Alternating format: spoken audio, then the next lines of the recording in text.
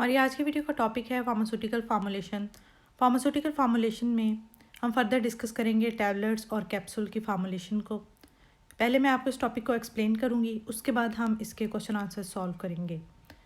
अभी तक अगर आपने इस चैनल को सब्सक्राइब नहीं किया तो सब्सक्राइब कर लें ताकि बर वक्त आपको इस तरह की वीडियोज़ के नोटिफिकेशंस मिलते रहें।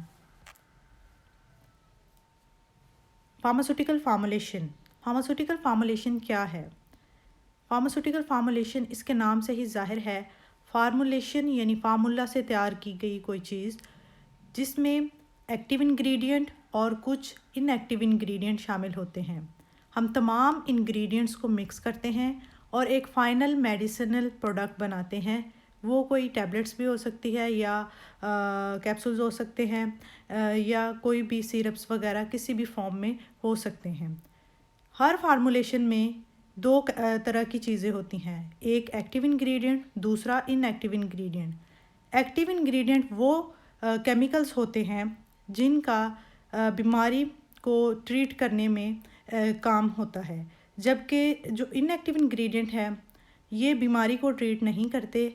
इनको डोजेज फॉर्म में ऐड किया जाता है ताकि और तरह के बेनिफिट्स लिए जा सकें। जिस तरह टैबलेट को कलर करने का काम है, अगर टैबलेट को कलर करेंगे तो उसका हमारी सेहत पे, हमारी बीमारी पे कोई इफ़ेक्ट नहीं होगा, तो ये इनएक्टिव इंग्रेडिएंट हुआ। इसी तरह टैबलेट को अगर बाइंड करना है मटेरियल को बाइंड करने के लिए पाउडर्स को अगर हम कोई केमिकल डाल रहे हैं तो उसको हम कहेंगे बाइंडर, लेकिन उसका थेरेप्यूटिक इफ़ेक्ट कोई नहीं है, यानी कि बीमारी को ट्रीट करने में उसका कोई काम नहीं है। नेक्स्ट है formulation of tablets. Solid doses form में सबसे कॉमन डोजेज फॉर्म है टैबलेट, और ज़्यादातर दवाइयाँ टैबलेट फॉर्म में आती हैं। इसी तरह टैबलेट में एक्टिव और इनएक्टिव इंग्रेडिएंट शामिल होते हैं। एक्टिव इंग्रेडिएंट कोई भी ड्रग है जिसका जिस्म पे असर होना है और उसने बीमारी को ट्रीट करना है। ड्रग जो है वो एक या एक से ज़ायद भी हो सकती है। इसी तरह इनएक्टिव इंग्रेडिएंट्स कुछ डाले जाते हैं जिन्हें हम एक्सीपिएंट्स भी कहते हैं। एक्सीपिएंट्स की आगे डिफरेंट टाइप्स हैं। अब हम देखते हैं बारी बारी इनको। पहला है डायलुएंट। डायलुएंट का मतलब है कि कोई भी मटेरियल जो हम इसलिए डालते हैं ताकि मिकदार को बढ़ाया जा सके। जो ड्रग है वो बहुत स्मॉल क्वांटिटी में होती है और डायलुएंट इसलिए डालते हैं ताकि मिकदार को बढ़ाया जा सके पाउडर की, और उसको गोली की शक्ल में तैयार किया जा सके। बजाते खुद ड्रग इतनी कम होती है कि उसकी गोली बनाई ही नहीं जा सकती, इसलिए उसमें हमें डायलुएंट कोई ऐसा मटेरियल ऐड करना पड़ता है जो उसके मिकदार को बढ़ाए लेकिन उसका जिस्म को कोई नुकसान ना हो। नेक्स्ट है बाइंडर। बाइंडर इसके नाम से ही जाहिर है बाइंड करने का काम करेगा। जो जितने भी हम पाउडर्स को मिक्स करते हैं, उन पाउडर को मिक्स करने के बाद हम उनको बाइंडिंग के लिए किसी ऐसे लिक्विड को या बाइंडर केमिकल को यूज़ करते हैं जो मटेरियल को बाइंड करता है। इसमें एग्जांपल है वाटर, पीवीपी, पॉलीविनाइल पैरोलिडोन, ये इसकी एग्जांपल्स हैं। नेक्स्ट है बफर्स। बफर्स जो है किसी भी डोजेज फॉर्म में पीएच को मेंटेन करते हैं। हमारी जो डोजेज फॉर्म है उसकी पीएच बहुत ज़रूरी होती है, उसकी पीएच को मेंटेन रखना बहुत ज़रूरी होता है, अदरवाइज़ फार्मूलेशन ख़राब हो जाएगी और वो थोड़ी देर बाद एक्सपायर हो जाएगी। लुब्रिकेंट। लुब्रिकेंट जो है ये वो केमिकल होता है पाउडर की फॉर्म में जो बहुत स्मूथ सा पाउडर होता है, और इसको हम सिर्फ इसलिए ऐड करते हैं ताकि हम जो हमारा मटेरियल है टैबलेट का वो मशीन के साथ चिपके ना, उसकी फ़्लो अच्छा हो, और मशीन के पंचेस और डाइज बने हुए होते हैं उनके साथ, अदरवाइज़ जो पाउडर है ग्रेन्यूल्स हैं वो चिपक जाते हैं। तो लुब्रिकेंट को इसलिए डाला जाता है ताकि मटेरियल जो है मशीन के साथ चिपके ना। नेक्स्ट है स्टेबलाइज़र। स्टेबलाइज़र जो है वो फार्मूलेशन को स्टेबल रखने का काम करते हैं, यानी उसमें किसी किस्म की माइक्रोबियल ग्रोथ, बैक्टीरिया, फंगस वगैरह को ग्रो करने से बचाते हैं ताकि हमारी फार्मूलेशन ख़राब ना हो। तो ये काम होता है स्टेबलाइज़र्स का। नेक्स्ट है डिसइंटीग्रेंट। डिसइंटीग्रेंट वो होते हैं जो टैबलेट को डिज़ोल्व करवाने में, उसको ब्रेक डाउन करवाने में मदद करते हैं। जब कोई भी पर्सन गोली खाता है तो गोली को बॉडी में जाने के बाद टूटना होता है, टूट के उसे डिज़ोल्व हो के फिर अपना असर दिखाना होता है। तो डिसइंटीग्रेंट इसलिए डालते हैं ताकि जब मेडिसिन बॉडी में जाए तो ये टूट कर डिज़ोल्व हो सके और इसका असर हमें मिल सके।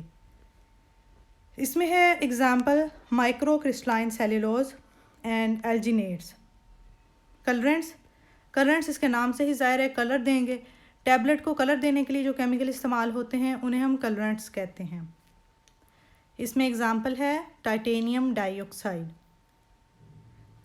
इसी तरह नेक्स्ट है फ्लेवर्स एंड स्वीटनर्स।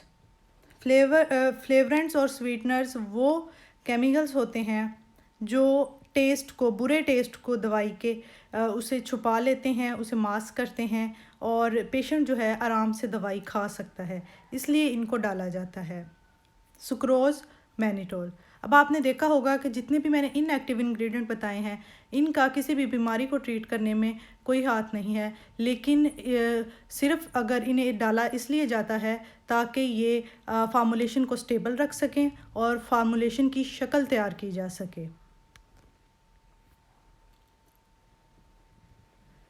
नेक्स्ट है methods for tablet formulation. Tablet formulation के कितने मेथड हैं, यानी टैबलेट किन किन तरीक़ों के साथ बनाई जा सकती है। इसमें हमारे पास है पहला वेट ग्रेनुलेशन मेथड, फिर है ड्राई ग्रेनुलेशन मेथड, फिर है डायरेक्ट कंप्रेशन मेथड, और हम इन्हें बारी बारी डिस्कस करेंगे डिटेल में। ये पेपर आपके एनटीएस के पेपर में भी पहले आ चुका है।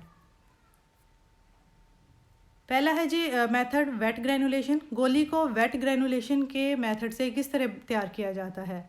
तो इसमें स्टेप जो इन्वॉल्व हैं, देखें कोई भी गोली है किसी पाउडर्स वगैरह मटेरियल से ही बनेगी, तो इसका जो फार्मूला लिया जाता है बेसिकली आपने जो किताबें पढ़ी थी, किताबों के नाम फर्स्ट ईयर में USP, BP, United state pharmacopoeia, British pharmacopoeia, उनमें फार्मूले दिए होते हैं, उनमें इनकी मिकदार दी होती है। उस मिकदार के हिसाब से हम जो है पाउडर्स को ले लेते हैं वेट करके, फिर उन पाउडर्स को हम मिक्स करते हैं।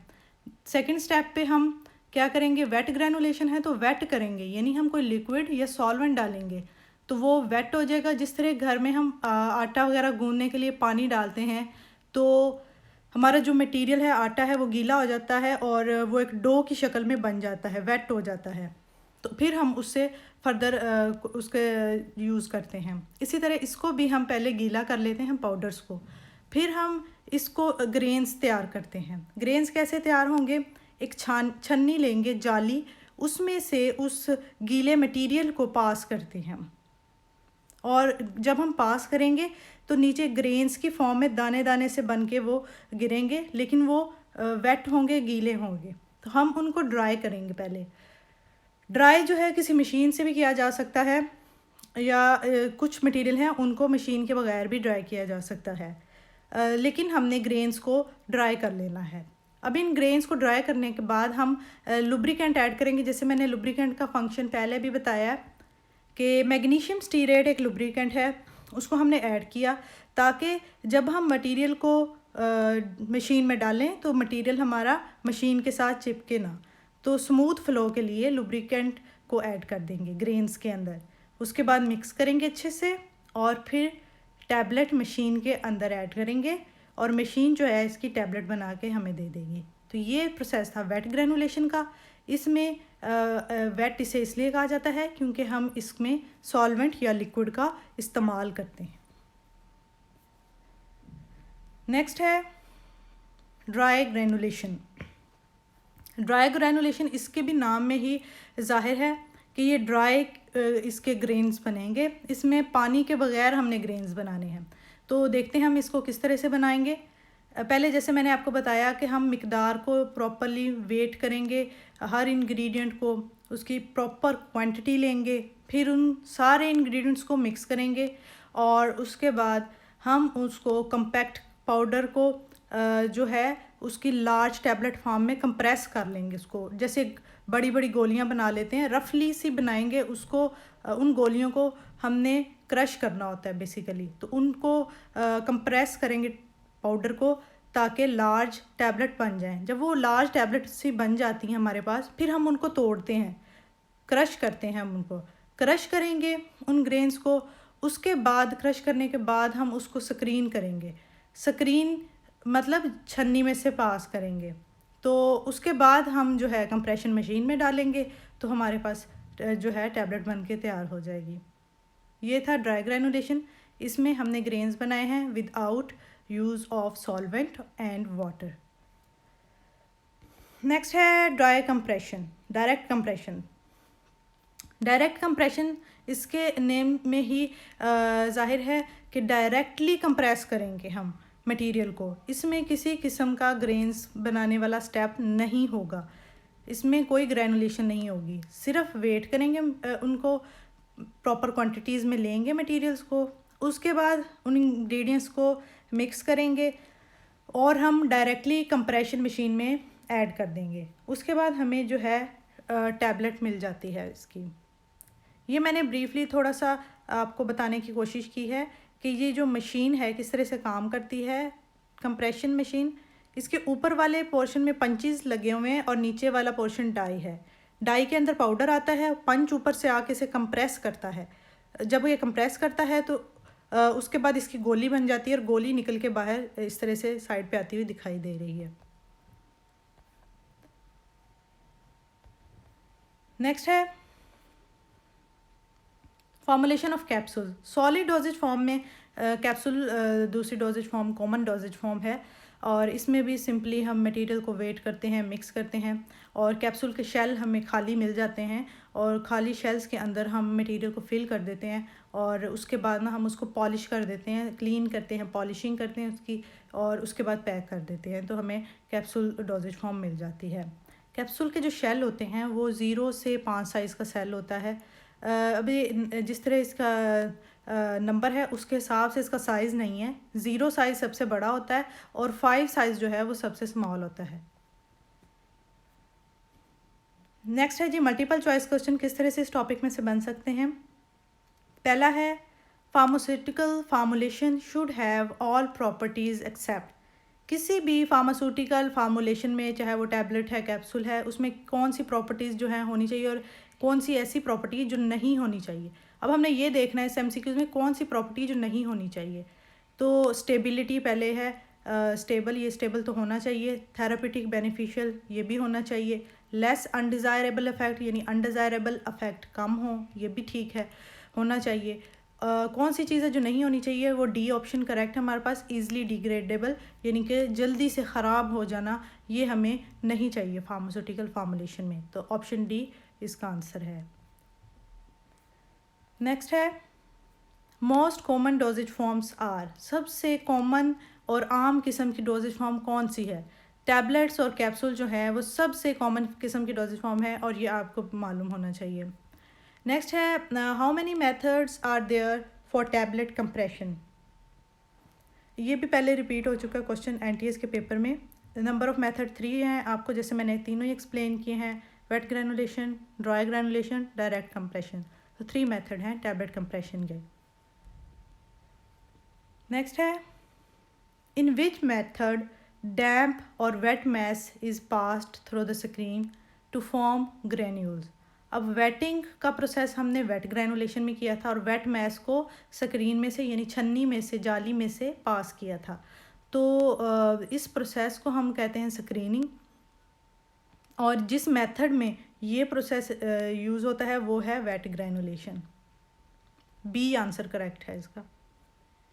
नेक्स्ट है methyl cellulose and alginates are examples of. इसमें डिफरेंट ऑप्शंस गिवन हैं इनएक्टिव इंग्रेडिएंट्स के, और इसका करेक्ट आंसर है डी डिसइंटीग्रेंट। ये दोनों डिसइंटीग्रेंट है, जब गोली बॉडी में जाती है तो उसको डिज़ोल्व करने में, ब्रेक डाउन करने में हेल्प करते हैं, मिथाइल सेलुलोज एंड एल्जिनेट्स।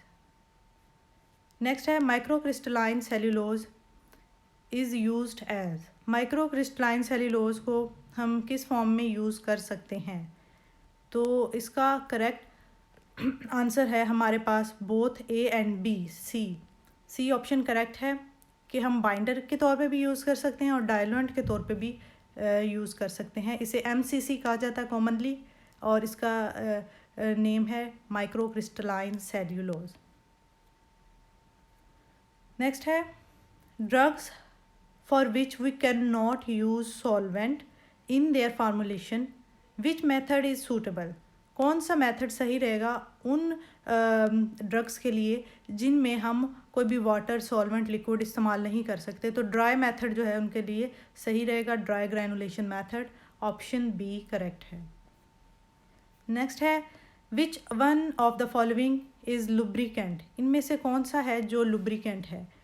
इसमें ऑप्शन ए करेक्ट है magnesium stearate. Magnesium stearate lubricant के तौर पे काम करता है, यानी फ़्लो को, पाउडर के फ़्लो को मेंटेन रखता है और पाउडर को चिपकने नहीं देता मशीन के साथ।